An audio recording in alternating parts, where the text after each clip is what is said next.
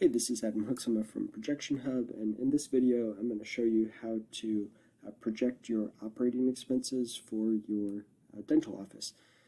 So we are working here in our dental office financial projection template, and I'm on the Input Other Expenses tab.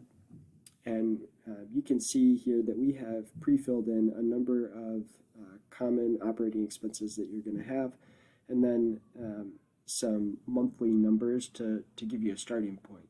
Now, of course, these things are subject to change depending on your specific situation. So, you'll want to do your own research and understand, what am I going to have to pay for rent in my location? So that would be a big change. Understand insurance for your specific practice. What will that look like, as well as a percentage of revenue that you expect to be charged for processing credit cards. Typically, that's going to be a 2% to 3% fee.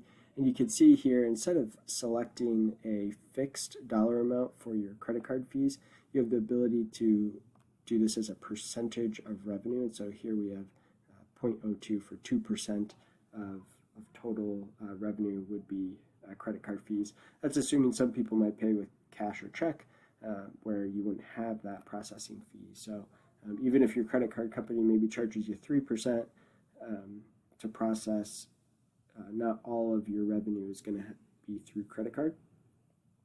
Some other things to just be aware of on this template, you'll see that these numbers increase in year 2, 3, 4, and 5, and that is based on an inflation rate that we put over here in the Input Assumptions tab. A 3% inflation rate, that is, you may decide you want to increase or decrease that depending on your situation.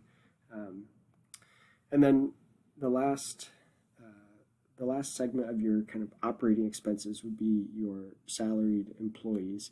And so on this Salaries tab, you have the ability to add individual job titles, their annual salary. And we have some sources here where we came up with some of these numbers based on some averages.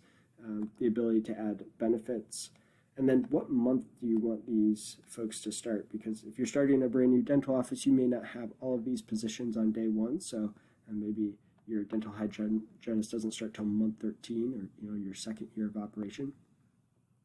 And you can also put in here what you expect their annual raise to look like. And then once you have all that input, you'll be able to see your total operating costs here on this at a glance page. Projected out for 5 years. And that's really it on dental office operating expenses. If you have any questions, please don't hesitate to let us know. Thanks.